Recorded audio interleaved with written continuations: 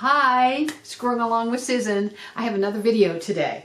What I've done in the previous video, I showed you how you can go online for public domain pictures that you can actually save and print out and use for your own cuttings. And I found a red cardinal that I uploaded, changed it to gray, and put a little stake, little plant stake on it. These are just going to be house plant stakes to kind of decorate the house a little bit.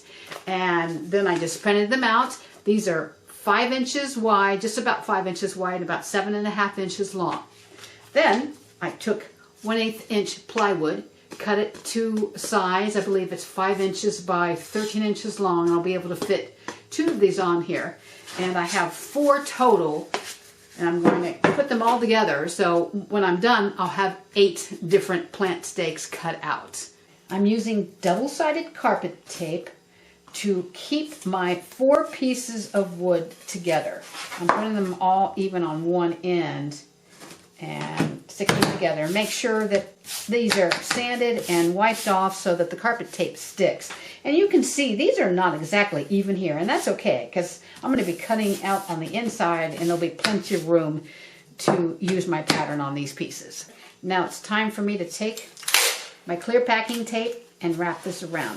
This is just, again, to make sure nothing shifts. I have packing tape in about 3 different spots on this, and now I'm just going to put it on top so when I put the pattern on this, it's glued to the packing tape, not the wood. Double-sided carpet tape I bought at Menards, as well as the packing tape, and the Gorilla Glue, and that's the sprayed adhesive I'm going to put on the back of my patterns.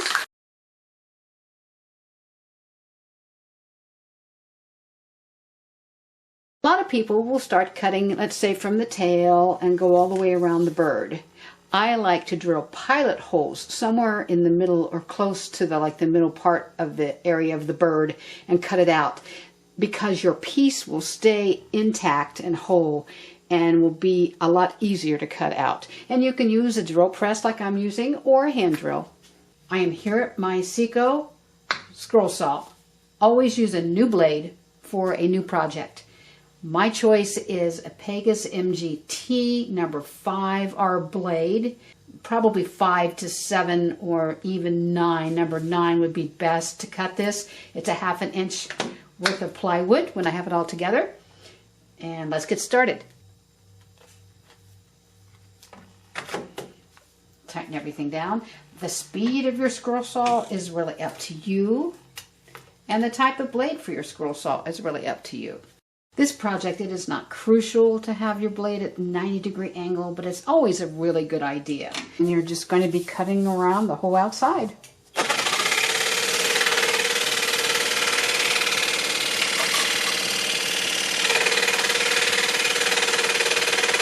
I'm speeding this part up a little bit so you're not too bored watching me cut. Just make sure you use both hands to keep the board against the scroll saw. It doesn't bounce up and down. And it's more important, your pace is more important than the speed of the scroll saw, so that you have total control.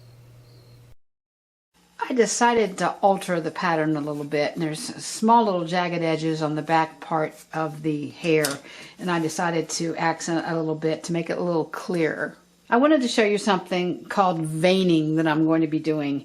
That's when you take the blade and you cut in on your piece and then back straight out. So you're not trying to cut it out or anything like that. You just want to show a little bit of a separation to kind of show the wing from the rest of the body. So it's pretty simple.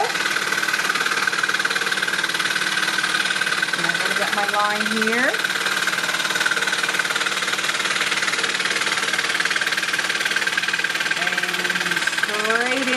And you can either leave the machine running or you can turn it off and then just right back out, and then you can continue on.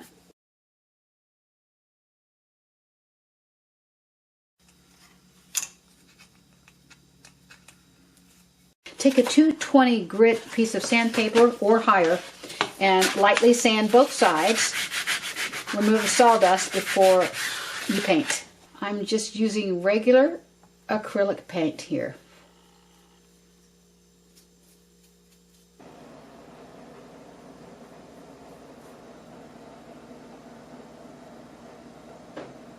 For this part, I'm just using a Sharpie black marker.